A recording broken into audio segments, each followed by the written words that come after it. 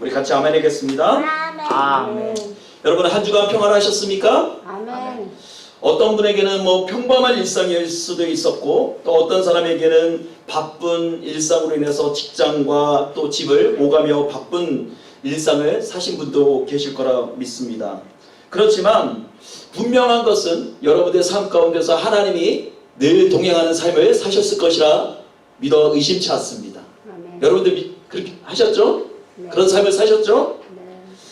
여러분, 우리가 이런 시대를 살아가면서, 바쁜 시대를 살아가면서 우리에게 한 가지 소원이 있죠. 어떤 소원이 있습니까? 고물가 시대에 좀 물가가 싸지든지 아니면 임금이 올라가든지 둘 중에 하나가 됐으면 좋겠다 라는 바람도 있고, 또 건강을 잃은 사람에게는 내가 건강해졌으면 좋겠다라는 소망들이 있을 겁니다. 그리고 또 어떤 분에게는 우리 자녀가 좀 더 건강했으면, 우리 자녀가 올바르게 잘했으면 하는 그런 기대감들이 있을 것입니다. 우리가 이 땅을 살아가면서 그런 기대감과 소망을 갖는 것은 어떻게 보면 당연한 것이고, 또 이 어두운 세상을 바라보면서 절망적인 상황을 보면서 그런 소망의 마음을 갖는 것은 어떻게 보면 이 땅을 살아가는 우리 모두에게 공통점으로 갖는 것일 수도 있을 것입니다. 여러분, 정말로 그런 우리의 바람대로 되어졌으면 좋겠지요. 우리의 자녀가 부모님의 바람대로, 또 이 땅을 살아가면서 좀 물가가 싸져서 기름값도 싸지고 물가도 싸져서 좀 모든 것이 완만하게 좀 되어졌으면 하는 그런 기대감들이 있지요. 여러분, 그런 기대감이 있으면 우리가 무엇을 해야 합니까? 우리가 하나님 앞에 간절히 기도할 필요가 있다는 거예요. 여러분, 그래서 성경 우리에게 말합니다. 쉬지 말고 뭐하라? 기도하라라고 우리에게 말씀하고 계십니다. 여러분, 하나님께서 왜 우리에게 들어주시지도 않을 거면서 왜 기도하라고 말씀하실까요? 하나님이 우리의 기도를 들어주실까요? 안 들어주실까요? 하나님은 우리의 기도를 들으시는 분이시에요. 우리의 기도를 들으시는 분이십니다. 그래서 너희는 쉬지 말고 실망하지 말고 계속적으로 그것을 위해서 기도하라고 우리에게 당부하고 계시다라는 거예요. 여러분, 그런데 여러분들이 구하는 것들의 대부분들이 어떻게 보면 이 땅에 관련된 소망된 것들일 수도 있습니다. 물가가 싸졌으면, 내 건강이 회복되어졌으면, 우리의 자녀가 올바르게 컸으면 하는 그런 바람들이 다 뭐예요? 이 땅에 국한된 것들이기 때문에, 여러분, 이 땅의 것들을 우리가 얻은즉 이 땅의 것들은 어떻게 합니까? 쉽게 없어질 수 있다는 거예요. 내가 그토록 쉽게 그것을 어렵게 기도해서 그것을 얻었을지라도 그것은 나에게 유한할 수밖에 없다는 거예요. 영원할 수가 없다는 거예요. 건강한 사람은 건강이 나빠질 수도 있어요. 가난한 사람이 기도를 해서 부자가 돼도 그 사람이 금방 가난해질 수도 있어요. 여러분, 이 땅의 것들, 우리가 이 땅의 것들을 구하지만 이 땅의 것을 얻은즉 우리가 그것으로 인해서 영원히 즐거워할 수가 없다는 얘기겠죠. 그래서 주님께서 우리에게 말씀하십니다. 너희는 아무것도 염려하지 마라 라고 말씀하세요.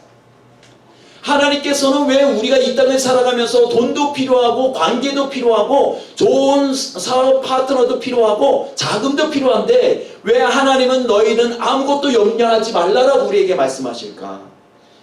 하나님은 과연 우리가 이 땅을 살아가면서 그것이 필요 없다라고 말씀하시는 걸까? 여러분, 과연 그런 말씀일까요? 하나님이 이 땅의 것이 너희에게 필요 없으니 너희는 그것을 구하지 말라라는 말씀일까요?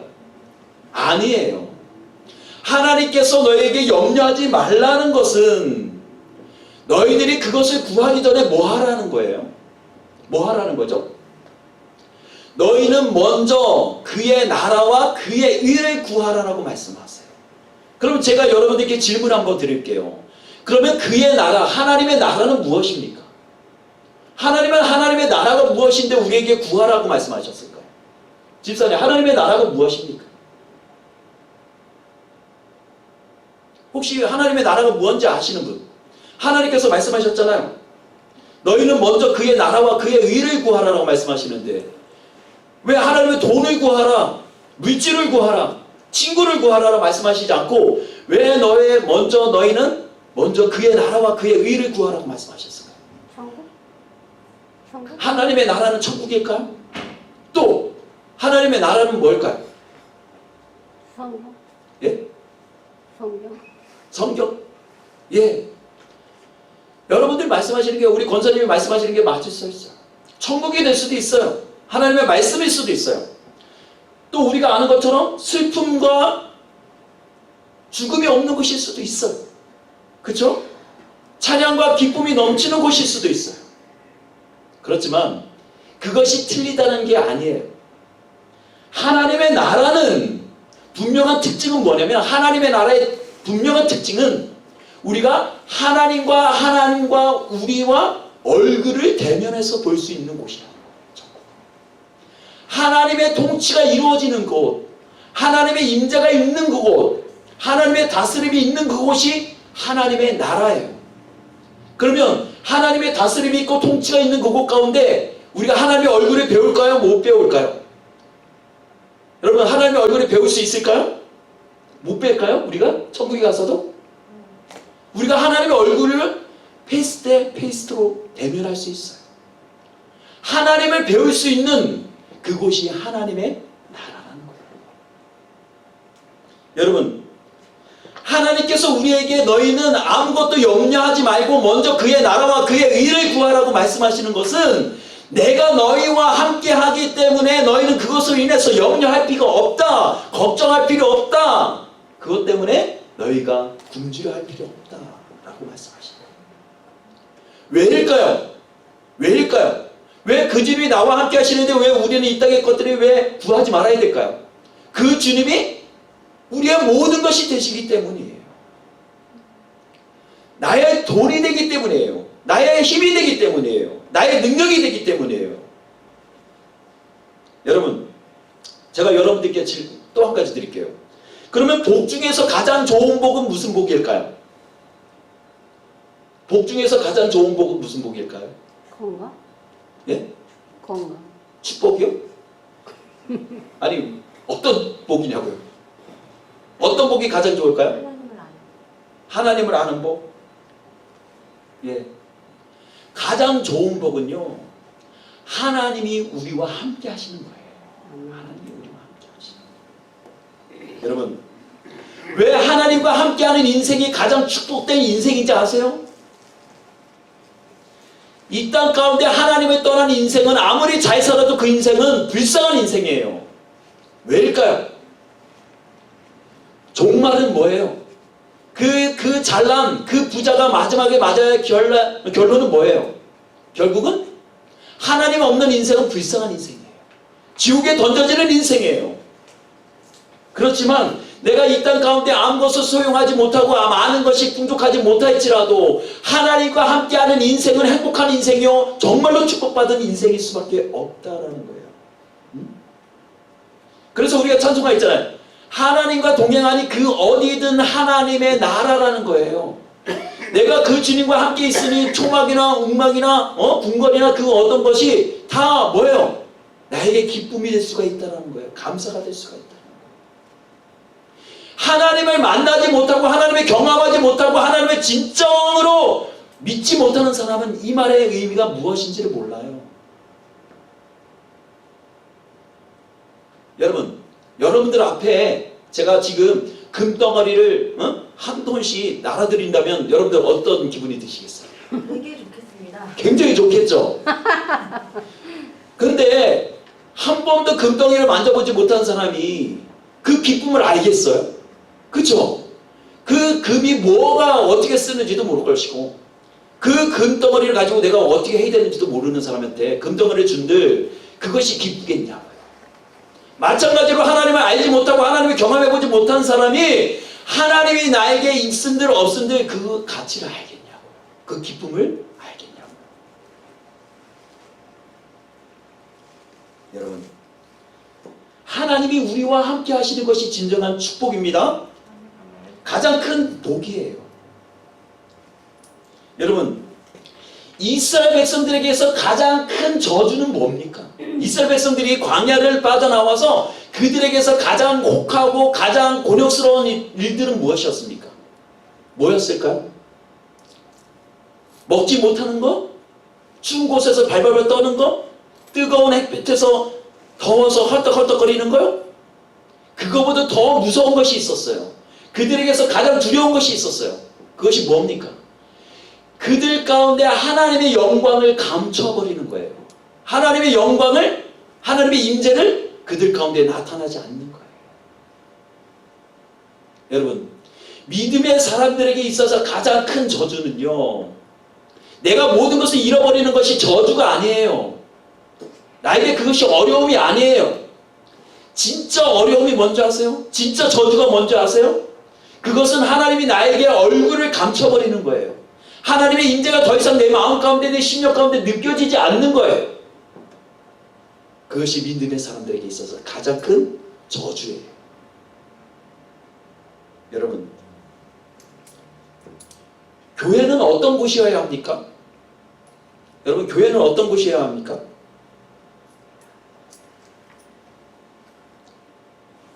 교회는 어떤 곳이어야 되죠?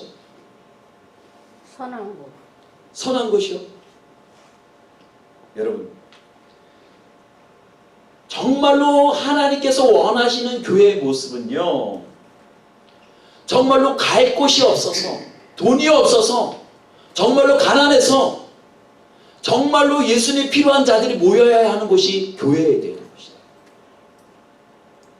아마 오늘 이 교회에 앉으신 여기에 계신 분들도 다 각자 나름대로의 마음에 소원들이 있을 거예요. 고민이 있고 염려가 있고 내가 정말 하나님을 만나야 되겠다는 그런 간절함들이 있으실 거예요. 근데 오늘날의 교회들이 그 기능을 상실해 버렸어요. 그 기능을 상실했어요. 이제 교회에 오는 사람들은요, 가난한 사람들은 교회에 올 수가 없어요. 돈이 없는 사람들은 오지도 않아요. 왠지 아십니까? 교회는 이제 있는 자들의 산유물이 되어버렸어요. 좀 더 좋은 땅에서 좋은 지역에서 사는 사람들은 좀 더 좋은 교회를 나가요. 대학교회를 나가요. 그리고 헌금을 하고 자기의 자랑을 내세워요. 그리고 자기의 스펙을 드러내서 대중들이 보는 앞에서 거룩한 목소리로 찬양을 해요. 자기를 드러내는 시대예요. 그러면 우리 교회 아니면 이런 조그만 교회들이나 중간쯤 되는 교회들은 어떨까요? 마찬가지예요. 이제 그런 정말로 가난하고 정말로 심령이 가난한 자들이 올 수 있는 곳이 교회가 아니에요. 그들은 오지도 못해요. 정말로 와야 하고 하나님을 만나야 하고 하나님께 기도해야 되는 자들이 교회에 못 나온단 말이에요. 왜? 이제 조그마한 교회들도 대부분 사람들이 중산층이에요. 이 중산층이라는 건 뭐예요? 어느 정도 살만하단 말이에요. 어느 정도 살만하고 하나님이 아니어도 내가 종교생활만 해도 유지만 해도 먹고 살 수 있는 정도의 수행할 수준이 되는 사람들이 교회가 교회를 되지 못하게 한다는 거예요. 정말로 그러면 구약 시대에 하나님께서 또 우리에게 말씀하신 교회의 진짜의 모습은 어떤 모습이었을까? 사무엘상 22장 2절에 한번 말씀을 한번 찾아보십시다. 사무엘상 22장 한번 성경 있으신 분 한번 찾아보세요. 사무엘상 22장 2절 말씀. 진짜 교회는 어떤 모습이어야 하는가?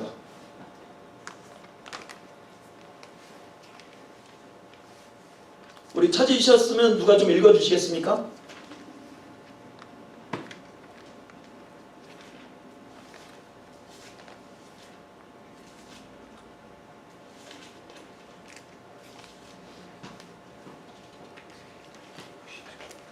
사무엘상 22장 2절.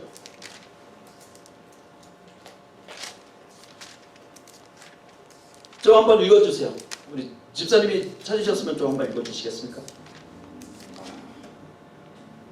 환난당한 모든 자와 빚진 모든 자와 마음이 원통한 자가 다 그에게로 모였고 그는 그들의 우두머리가 되었는데 그와 함께한 자가 400명 가량이었다.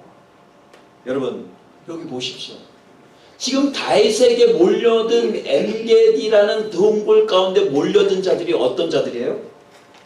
환난 당한 자, 빚진 자, 마음이 원통한 자, 심령이 가난한 자, 모든 것을 잃어버린 자, 과부된 자, 세상 가운데 소외된 자, 그런 자들이 다윗이 숨어있는 엔게디 동굴로 왔다는 거예요. 그들이 그곳에 모인 이유가 뭘까요? 그들이 그곳에서 한 일은 무엇일까요? 다윗은 지금 어떤 상황이죠? 사울을 피해서 도망다니는 신세예요. 도망자 신세인데 나도 지금 도망가야 되는 상황인데 마음이 원통하고 심령이 가난하고 환난당하고 빚진 자들이 그들 가운데 몰려왔다는 거예요. 여러분 진짜 교회가 회복되어야 되는 모습은 이런 모습이에요. 이런 모습이어야 한다는 거예요. 가난한 자들이 와야 돼요. 심령이 심령에 빚진 자들이 와야 돼요. 환난당한 자들이 와야 돼요. 마음이 원통한 자들이 모여야 한다는 거예요. 그들이 모여서 뭐를 이루었습니까? 아둘람 공동체를 이루었다는 거예요. 그런 이들은 누구예요? 세상 가운데 인정받지 못하는 자들이에요. 소외된 자들이에요. 가난한 자들이에요. 그렇지만 하나님은 그들을 통해서 어떤 일을 행하십니까? 다윗을 통해 그 연약하고 환난당하고 마음이 가난한 자들을 통해서 뭐를 해요? 다윗 왕조를 세우고 하나님의 일들, 하나님의 나라를 세우는 1등 공신으로 그들을 세우고 계신다는 사실이에요. 여러분, 진짜 교회가 되어져야 하고 교회가 교회되어져야 하는 이유는 이런 공동체를 회복하기 위해서 우리가 교회가 교회되어져야 한다는 거예요. 우리가 이것을 잃어버리는 순간 교회는 더 이상 교회가 아니에요. 가진 자들의 자랑거리가 될 수 있는 곳이에요. 그들의 스펙을 자랑하는 곳이 될 수밖에 없다는 거예요. 여러분, 우리 교회가 그런 교회가 되어져야 한다는 거예요. 여러분, 정말로 우리 교회가 그런 교회가 되어지기를 간절히 소원합니다. 아멘. 정말로 원통한 자, 가난한 자, 심령이 깨어진 자, 환난당한 자, 그런 자들이 우리 교회 가운데 몰려드는 은혜가 있어야 한다는 거예요. 그러면 왜 하나님은 우리와 같이 못난 자를 사랑하실까요? 그러면 왜 하나님은 환난당하고 정말로 세상 가운데 인정받지 못하는 자들을 사랑하실까요? 왜 사랑하실까요? 집사님 왜 사랑하실까요? 집사님은 왜 하나님이 집사님을 사랑할까요?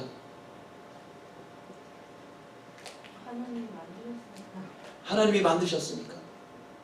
여러분, 왜 하나님이 이 못난 자를 사랑하시는 줄 아세요? 여러분들은 자녀를 길러봐서 알잖아요. 자녀가 울면 어떻게 해요? 그 미운 자식이 뭐 떡 하나 더 준다고 그 자식에게 달려가잖아요. 혹여나 그 자식한테 무슨 일이라도 생길까봐 노심초사하는 마음으로 그 자녀에게 달려가잖아요. 안타까운 마음이 있잖아요. 하나님의 마음이 그렇다는 거예요. 가난하고 심령의 마음이 찢어지고 정말로 세상 가운데 인정받지 못하는 자들의 그 울음소리를 들으니 나의 마음이 동할 수밖에 없다는 거예요. 그래서 신속하게 그들을 도우시고 그들과 함께 하신다는 사실이에요. 왜 하나님은 야곱처럼 비열하고 정말로 속이는 자와 하나님은 왜 함께 하셨을까? 여러분 그런 생각 해보셨어요? 야곱이라는 이름 여러분 생각해 보셨죠? 야곱이 어떻게 출생했습니까? 이삭이라는 아버지 밑에서 태어났는데 쌍둥이가 몸에 배었어요. 엄마의 몸속에. 근데 그 태 속에서 뭐 했다는 거예요? 두 아이가 싸웠더라. 근데 제일 먼저 태어난 아이가 누구예요? 누구죠? 에서. 예. 에서라는 이름의 그 의미가 뭔지 아세요? 붉다, 레드. 붉은색 피부를 가졌다 해서 에서라는 이름을 가졌다. 그리고 둘째로 태어난 아이가 누구예요? 간반의 차이로 태어난 아이가? 제이콥. 제이콥이라는 이름의 뜻이 뭘까요? 뒤꿈치를 잡다. 그죠? 형 에서의 뒤꿈치를 잡고서 곧바로 태어난 아이가 야곱이라는 거예요. 이 야곱이라는 이름 뜻에는 뭐가 있냐면 속이는 자라는 의미가 있다는 거예요. 속이는 자. 그 야곱의 인생이 어때요? 그 이름처럼 늘 속이면서 살아가는 인생이 야곱의 인생이라는 거예요. 거기다가 야곱의 인생이 사기치는 인생으로 끝나는 것이 아니라 부모의 편애로 인해서 어떻게 돼요? 그가 극기야는 누구예요? 에서의 장자 에서로부터 뭐예요? 팥죽 한 그릇으로 인해서 뭐를 파요? 사게 돼요? 장자권을 사게 돼요. 여러분 정말로 비열한 게 뭔지 아세요? 먹는 거 갖고서 뺏는 거 나 뺏는 거. 정말로 나쁜 놈이에요. 그죠? 형이 들에서 사냥을 하고 들어와서 배가 고픈데 그 팥죽 한 그릇에 장자의 명분을 사버린 놈. 그 놈이 누구예요? 제이콥이라는 거예요. 정말로 비열하죠. 나쁜 놈이에요. 세상말로. 근데 야곱의 이 흉흉함이 여기서 끝나지 않아요. 이 비열함이 여기서 끝나지 않아요. 극기야는 어떻게 합니까? 엄마 리브가를 통해서 어떻게 해요? 엄마와 짜고 쳐서 어떻게 해요? 이삭으로부터 뭐예요? 축복권을 뺏어버려요. 축복. 여러분 우리 자녀들이 있지만 우리 부모님들 똑바로 들으셔. 우리 자녀들 편애하시지 마시기 바랍니다. 이 편애하면요 그 가정이 갈라져요. 지금 이 가정에 이게 완전 산산조각이 나는 거예요. 지금. 어? 엄마 리브가가 제이콥을 더 편애해서 결국은 아버지 이삭으로부터 눈 얻은 아비 이삭으로부터 뭐예요? 축복권을 뺏어버리는 일까지 하게 되고 말았다는 거예요. 여러분 얼마나 비열해요. 얼마나 나쁜 놈이에요. 그죠? 세상으로 말하면 이런 인간은 뭐 해야 돼요? 묻혀버려야 돼요. 그죠? 그렇지만 여러분 그런 제이콥이 이제 에서가 두려워 도망가는 인생을 살기 시작합니다. 파란만장한 인생을 살아요.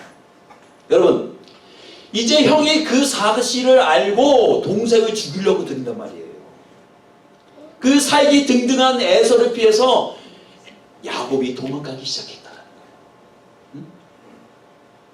막상 형 에서의 분노를 피해서 도망 나오기는 했지만 그가 가지고 나온 것은 아무것도 없어요.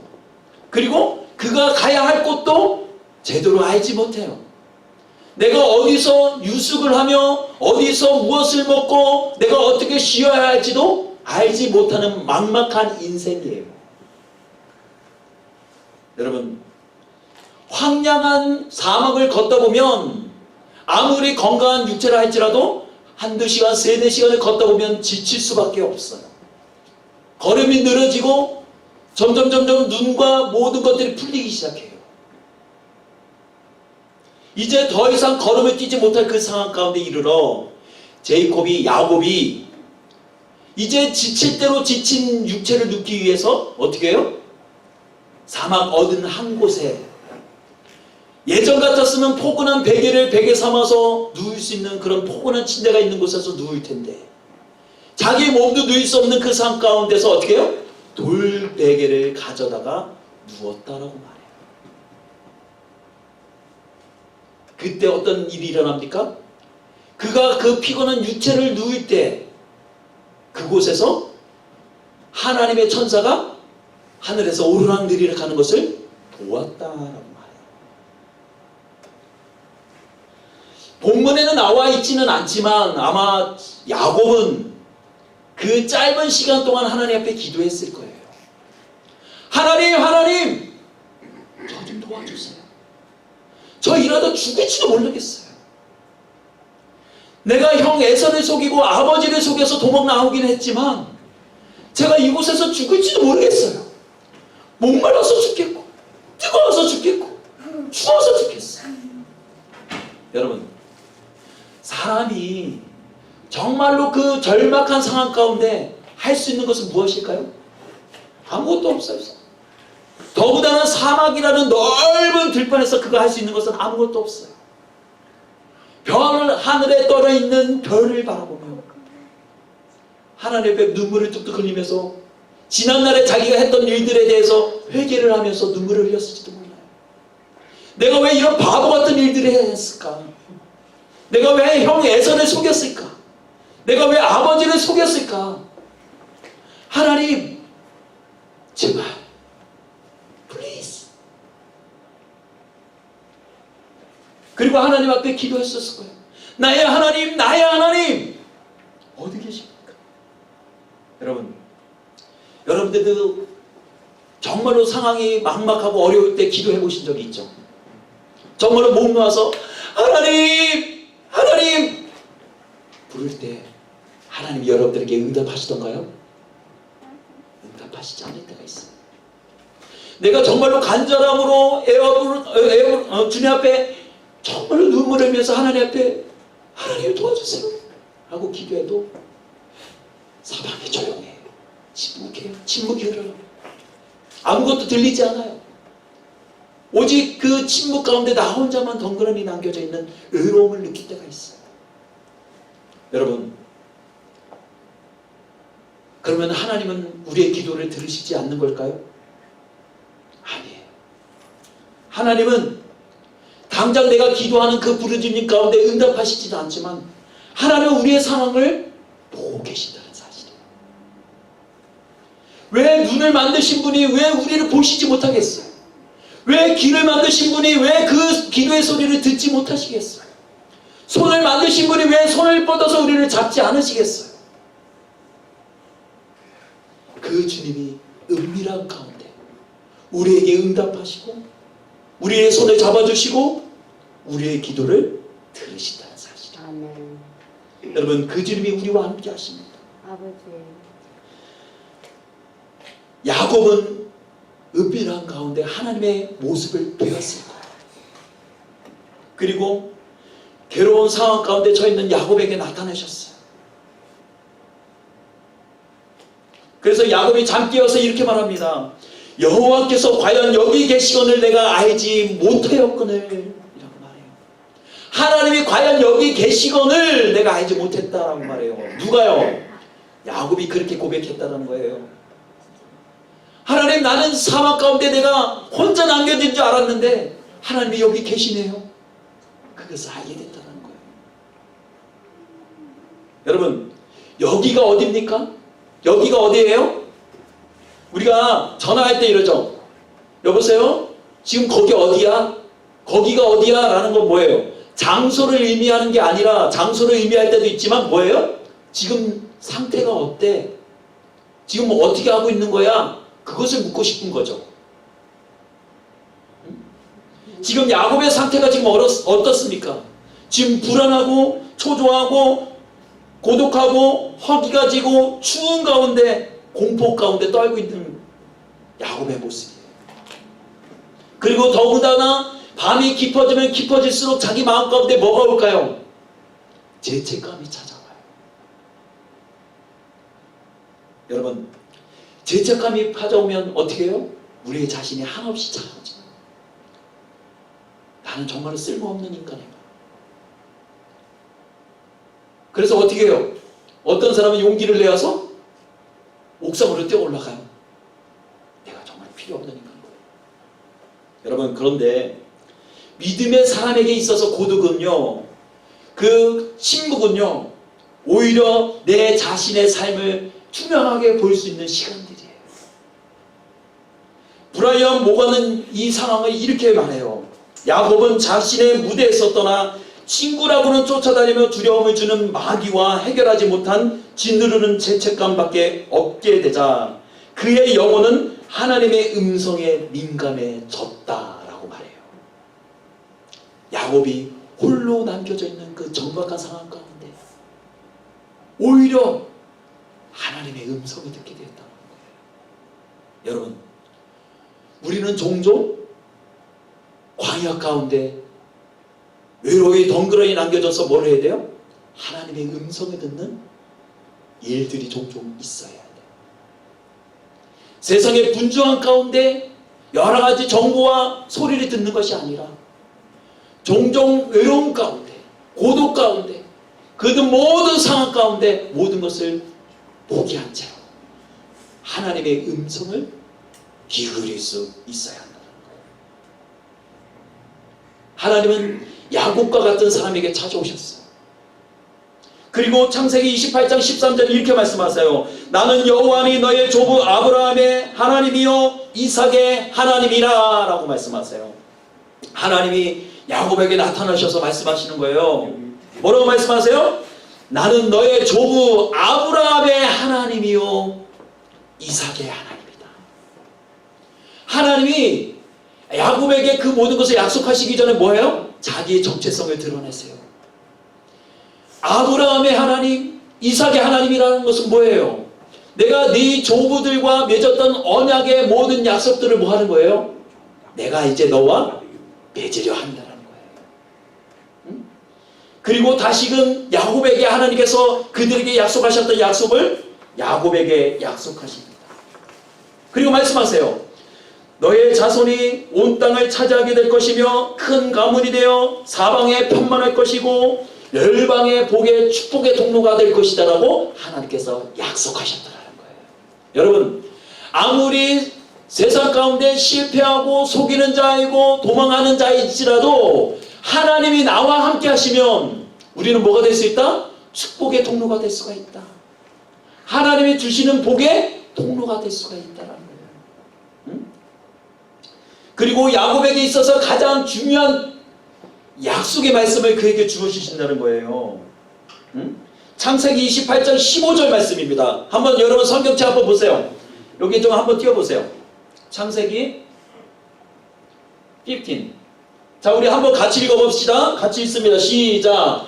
내가 너와 함께 하겠고 내가 어디로 가든지 너를 지켜줄 것이다. 그리고 너를 이 땅으로 데려오리니 내가 너에게 약속한 것을 다 이루어지기 전까지 너를 떠나지 않을 것이다. 자, 여기 보니까 뭐가 나와요? 내가 너와 뭐 하겠다라고 말씀하세요? 함께 하겠다라고 말씀하세요. 함께 하겠다라고. 야곱에게 있어서 지금 가장 필요한 건 뭐예요? 이 외로움 가운데, 광야 가운데 덩그러니 남겨져 있는 야곱에게 필요한 건 뭡니까? 하나님이 함께 하시는 거예요. 이 외로움 가운데, 죄책감 가운데 나와 함께 하시는 거예요. 여러분, 어찌 보면 우리도 이 야곱과 같은 속이는 자일 수도 있어요. 자그마한 유익 앞에서 우리 자신을 속이는 자일 수도 있어요. 그리고 우리는 결정적으로 부모의 집을 떠난 불효자식일 수도 있습니다. 여러분, 선한 사람도 그 삶이 순탄치 않은데 악한 자의 삶이 어떻게 순탄할 수 있겠어요? 여러분, 더군다나 이 세상은 강도가 들끓고 들짐승이 들끓습니다. 그리고 이 세상은 광야의 길이에요. 아직도 우리가 가야 할 순례자의 길이 까마득해요. 외롭고 힘든 길이에요. 여러분, 그런 외로움 가운데 하나님이 우리와 함께 하십니다. 그 주님이 우리와 함께 하세요. 그래서 야곱은 고백할 수 있었던 거죠. 아, 하나님이 여기도 계시는구나 라고 고백할 수 있었다는 거예요. 여러분, 정말로 심령이 가난하고 그 마음 가운데 정말로 마음이 엉금인 자들 가운데에도 하나님이 함께 하십니다. 하나님이 여기에 함께 하세요. 여러분들 심령 가운데 함께 하세요. 응? 하나님을 사모하는 자들 하나님을 만날 수 있습니다. 단지 우리가 야곱처럼 하나님이 과연 여기 계시건을 우리가 그것을 알지 못할 뿐이더라. 하나님이 여기 계시는데 우리가 그 임재를 알지 못할 뿐이라는 거예요.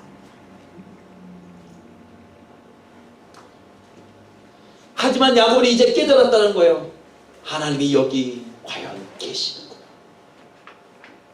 아무도 없는 줄 알았는데, 나 혼자 남겨진 줄 알았는데 하나님이 여기 계시는구나. 그래서 야곱은 남겨진 그 모든 삶들을 주님 안에서 모든 것을 합력하여 선을 이루어 형통할 수 있었다. 아멘. 여러분, 여러분들의 삶이 고달프십니까? 답답하십니까? 답답합니다. 내 자신이 한없이 못나 보일 때가 있습니까?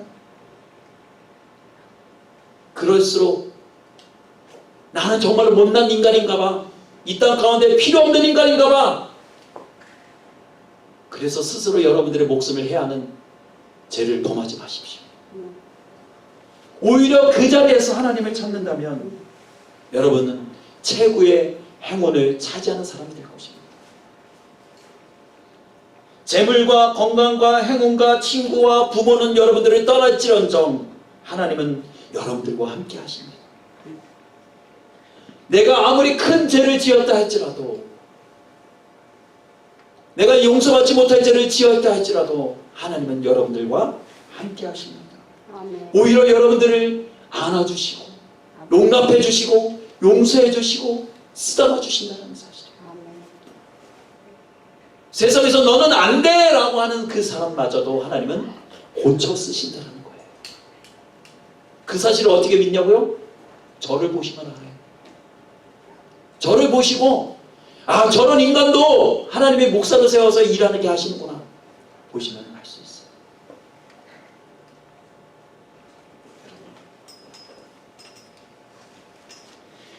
형편이 좋을 때는 신앙생활을 잘 하다가 형편이 어려워지면 교회를 떠나는 사람이 꼭 있어요. 교회마다. 여러분, 왜 교회 형편이 좋을 때는 왜 교회를 나오다가 왜 어려우면 교회를 떠날까요? 오히려 더 안 되면 하나님 앞에 기도해야 하고 엎드려야 하고 하나님 앞에 부르짖어야 되는데 왜 교회를 떠날까요? 저는 그런 사람들을 보면 과연 그는 정말로 하나님을 믿었던 사람일까? 하나님의 사람이었을까? 하나님을 믿는 사람일까? 라는 질문을 하게 됩니다.